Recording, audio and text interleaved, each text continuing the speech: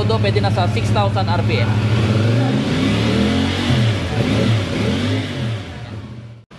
Okay, good day. Another episode sa Kirby Motovlog YouTube channel. To this video, meron tayong i-release na CF Moto 450 CLC 2024 model. Bale, silipin natin kung ano yung pinagkaiba nila sa previous model.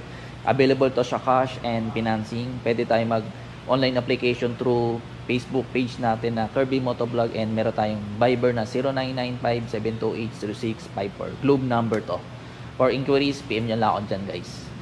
SRP nito, 287,900 pesos.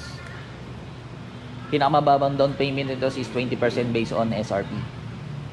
For requirements, pwede tayo mag-online application pag local employee, 2 valid ID, COE, or 3 months payslip. For business naman, 2 valid ID, business permit, 3 months bank statement. Okay, demo natin sa client. Samahan nyo ako, guys. Let's go. Bale, dalawang color ang available nito. May black tayo dito na glossy. Meron din tayong red and silver na glossy din. Ito yung kulay red niya na with silver. Ito yung pinagbago niya sa bago na yung upuan niya. Tapos may lining dito o yung tahi niya. Ayan. Gandang kulay pula. Tapos wala, hindi na plate yung nakalagay. Bale, embossed na lang siya na CF Moto. Tapos mas makapal siya. Dati kasi yung previous model mas manipis. Ito naman sa black color, ito yung upuan niya. Lahat all black, hindi nilagay ng kulay.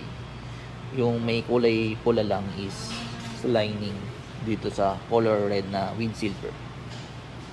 Yung seat height ng CLC 450, ganito yung upo natin. Ang height ko is 5'8". Yan, ang seat height ito 705 mm. Abot ko naman siya, abot na abot talaga. Abot to ng mga 5'2", 5'3", or 5'1" pa. Mas maganda yung upuan niya ngayon, no? Mas smooth, mas makapit. Ayun, no? Hindi yung nag-skin. Pag nagpreno ka, hindi ka pupunta agad dito. O hindi ka uurong. Dalawang susi na ibibigay sa'yo, sir, ha? Bale, binigyan na sa isa. Pagbukas ng fuel capacity, sir, o yung gas tank.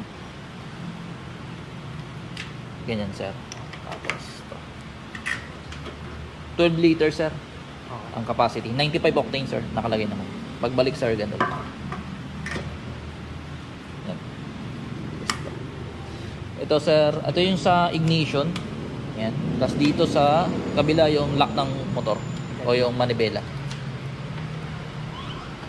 Kaliwa lang, sir. Okay. Tapos pag unlock, ganyan, sir. Tapos dito sa ignition. Bago mo i-start o i-push button, hintay mo na mataas yung load. Tapos start. Dapat naka-neutral. Yung tumutunog, fuel pump. Sir, bago mo i-rev or paandarin, may painitin mo siya mga 30 seconds. Hihita lang sa panel, odo, ay ito, kilometers per liter, oras kung ilang oras siya nakabukas. Trip 1, trip 2, ayan. Voltmeter, 11.4 discarga yung baterya. Range kung ilan naman ang tanke. Wala, full tank, 300 kilometers. Malalaman mo kung ito, sir, odo 0. Ito yung menu niya, sir. Settings. Yan, traction control. Naka-on na po siya. Pwede mo siya i-off. Yan. Speed alarm. I-off ko na lang, sir. No? Turo ko lang sa yung RPM na tama habang speed. Kilometers per hour na lang, sir. No? Time format, 24 or 12 hours. 12 hours. Temperature, sir. Celsius na lang, sir.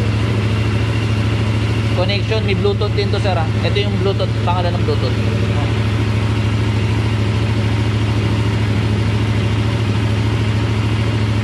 Optional info yung nakikita sa panel.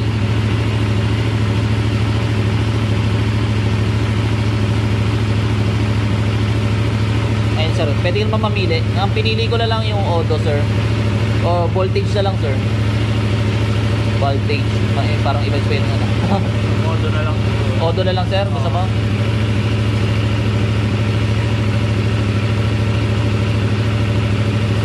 Brightness sir, automatic na lang sir. Kapag nasa tunnel ko, lumiliwanag, nag-a-adjust automatic yung panel. Trip reset ko lang yung reset mo yung trip 1 tsaka trip 2 yan sir. Reset ko lang sir para 0-0 na lang. Oras sir, ito 12 hours o ano? Ay 12 hours nga to. Ano oras ay sir? 6:09. 09 na sir? 10 ko na. PM. Language sir, ayan. English na lang sir. Yung iba kasi Chinese. Kita sa panel sir, ito yung ABS, traction control, naka-on siya. Pag in-off mo, naka-X, parang may slash siya. Gear indicator, tapos fuel. Yan. Yung RPM mo, idle ng motor sir. Digital po siya. Tapos yung oras yan. For braking period sir, hanggang 4,000 RPM lang muna. Dito tayo magbabase. Ito yung speed kasi. Ito yung RPM. 4,000 yun sir. Shift ka na. Hanggang 500 auto. Pag nag 501 auto, pwede na sa 6,000 RPM.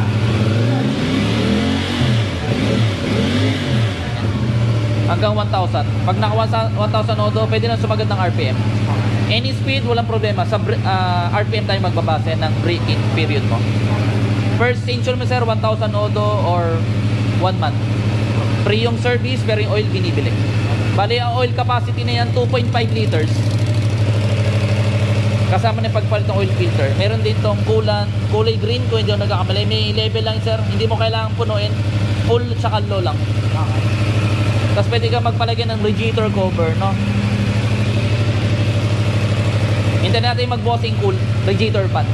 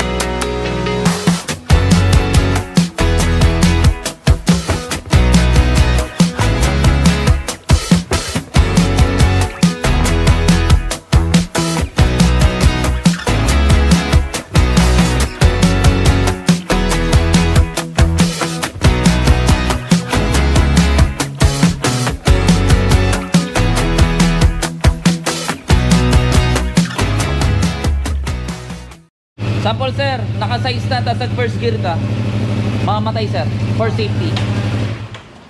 Yan. Yung headlight niya sir, yan, classic headlamp yan, na circle sir, bilog, classic sir. Tapos LED na po yung turning lights. Ito po signal light, left side, right side. Lagi nakabos yung headlight sir, once naka-ignition na. High, ito sir, ipupush mo lang. Passing ko lang, mag-overtake ka. Tapos hazard, may hazard din sa unahan sir. May hazard po? Ito po sa right handlebar. Tapos yung brake fluid, ito sir. Pwede mo lagyan na parang race band ba yan? Sa likod naman sir, integrated na rin na tail light yan sir. Yan.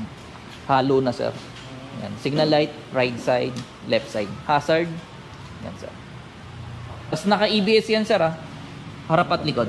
Tapos traction control sa likod lang po. Tapos naka 320 mm yan sir yung disc brake nito. Tapos 37 so yung upside down fork na 37 mm na upside down fork. Yan. Kaya makapal sir. Tapos naka slipper clutch na rin po to sir. 1 down 5 up yung transmission, 6 speed. Start ko lang ulit sir para kung check natin kung gumagana yung radiator pa. Seat height sir 705. Ito na yung mas bago sir, yung dati mas manipis yung upuan. Ito mas makapal, tsaka may plate dati. Ito hindi na.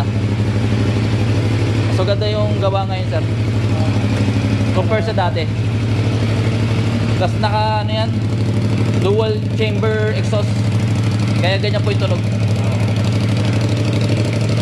Sir, warranty 2 years engine sa 1 year electrical. Hindi kasama sa warranty mga ilaw, lahat ng consumable, sir.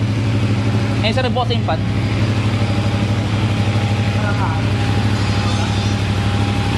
Walang hangin, sir. Palayo, nasa ilalim, no? Yan, nandyan, sir. Right. Warranty niya. Warranty, sir, hindi... Yung kapag ano mag-void sa warranty siya, yung mga wiring, pag nagkabit. Wala rin, nagpakabit ka ng ilaw o busina na may putol sa wire, mabubuid yung electrical warranty mo. Hindi kasama sa warranty mga battery, ilaw, clutch cable, throttle cable, fluids, coolant yan, sir. Hindi kasama sa warranty yan, sir. Shock, wala yung mga oil seal, hindi po kasama sa warranty yan. Engine and wiring ka. Yes, sir. Yes, sir.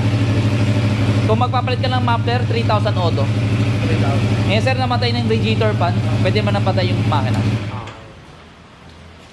So ito yung kill switch niya. Yes, sir. Kill switch, sir. Kung maaari, sir, hintayin mo na mataas yung ikot ng fan bago mo patayin yung motor.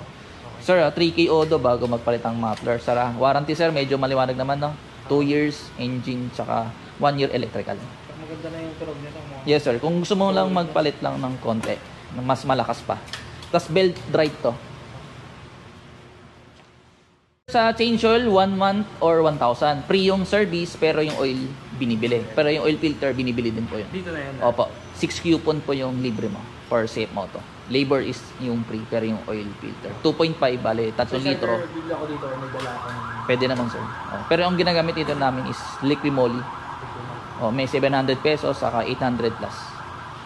Yung filter niya. Safe moto mismo. Okay. Tapos ito, bar end, sir, no? Wala rin, baka sitahin ka ng mga checkpoint, bakit bar end? Sabi mo, ito yung stock. Pag mga ganito talaga stock, sir, yun, pinapayagan mga XSR, mga classic. Yung iba kasi, di ba yung side mirror yan dito, pahaba, naglalagay. Yun, pwede. Modification yung violation na yun. Parang 5K yata. Okay. Sir. Kaya kung maaari, wag mong balik na rin. Yun, bawal yun, sir. Modify mo din kasi. Oo, sir. Yun po yung standard niya, sir. No? Baka may question ka ba, sir? Okay na. Sir, tapos yung mga brake pa niya, sir, J1 yan, sir. Harap at likod.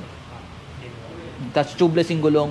Size ng gulong, sir, sa unahan, 130 by 90, 16 inches yung size ng mugs. Tapos sa likod naman, sir, pares lang pala, sir. 16. Sa rim size. Yung mugs niya, sir, same lang pala. Harap at likod. Sa likod, 150 by 80. Harapan na PSI is 29. Sa likod, 29 din. PSI. Parehas, kaya hindi ka malilito, sir. Bale, yung weight nito, sir, 181 kilograms. Napakagang na 450cc na cruiser bike. Pero parang feeling mo mabigat, pero magaang lang yun, sir. Hanggang dito lang yung video natin. Sana nagustuhan nyo po. Maraming salamat sa mga sumusuporta.